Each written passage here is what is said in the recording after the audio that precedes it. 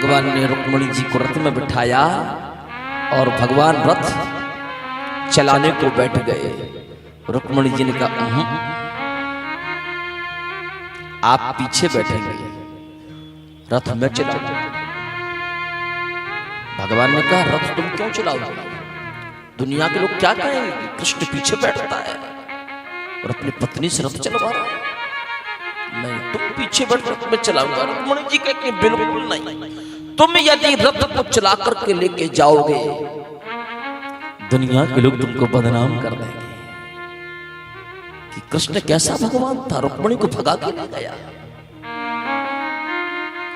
और मैं दुनिया के लोगों के मुख से शब्द सुनना नहीं चाहती कि मेरे प्रियतम की कोई निंदा करे,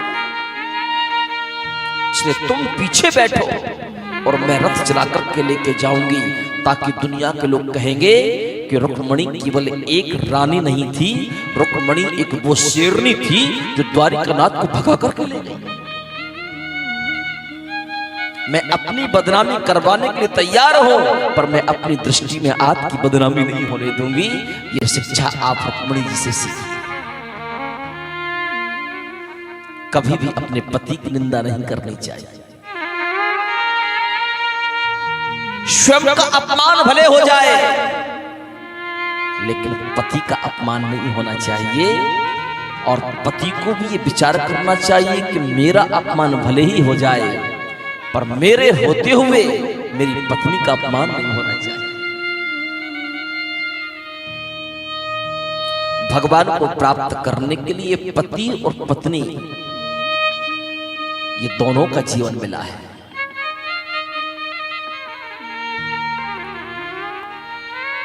एक दूसरे का यदि आप सम्मान करेंगे, आपका घर स्वर्ग बन जाएगा। छोटी छोटी बातों पर कलह नहीं करना चाहिए। छोटी छोटी बातों पर एक दूसरे को नीचे नहीं दिखाना चाहिए। यदि आपने बहुत प्रयास कर लिया, वो बदलना नहीं चाहता, तो ऊपर वाले के लिए छोड़ दो। हे प्रभु, मैंने तो कोशिश बहुत की इसको बदलने की, पर ये बदल नहीं सके या बदल नहीं सके। बस जो जिस जैसी अवस्था में है, बस मैं उसी अवस्था में अपने पति की सेवा करूंगी, पूजा करूंगी। कल महाराष्ट्र की कथा सुनी थी ना, पति ही परमेश्वर है।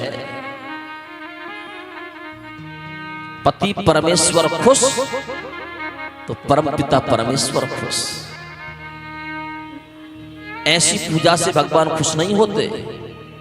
पति बैठा है नाश्ते के लिए, चाय के लिए, और श्रीमती जी 3 घंटे शिवालय में बैठी। बेचारा पति का ऑफिस का समय हो गया, बिना नाश्ता बिना चाय के ऑफिस चला गया। अब श्रीमती जी 11 बजे आ रही है मंदिर से। नहीं, समय से आप पहले पति को भोजन, प्रसादी, नाश्ता, दूध, चाय जो भी उनको लगता है आप वो दीजिए। अपने इस कार्य से निवृत्त होकर के फिर आप निश्चिंत होकर के भगवान के मंदिर में जाइए। 1 घंटे नहीं 2 घंटे बैठिए, 2 घंटे नहीं 4 घंटे बैठिए और समाधि लगा करके खो जाइए। जिस प्रकार एक माँ अपने बच्चे को दुग्धपान करा करके पलने में सुला करके अपने घर का कार्य करती है, उसी प्रकार एक पतिव्रता नारी को अपने पति की सेवा करने के बाद भगवत कार्य करना चाहिए। पहले ये परमेश्वर है, फिर वो परमेश्वर है। एक राज की सच्ची बात और बताऊं, पतिव्रता नारी को अपने पति के चरणों के अलावा किसी अन्य पुरुष के चरणों में प्रणाम नहीं करना चाहिए। दूर से प्रणाम करना, लेकिन चरणों को स्पर्श करके नहीं। चाहे ससुर जी हो, चाहे जेठ जी हो, चाहे साधु जी हो, चाहे ब्राह्मण जी हो, कोई भी हो, दूर से प्रणाम करना।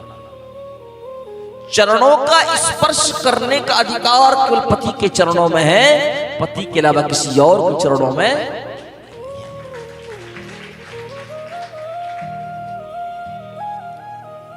अब हम तो कई जगह देखते हैं कि यदि एक के पैर पड़ लिए तो सारे के सारे लोग पैर फैला के बैठ जाते हैं, बेचारे से कमर ही टेढ़ी हो जाती है, पैर झुकते झुकते।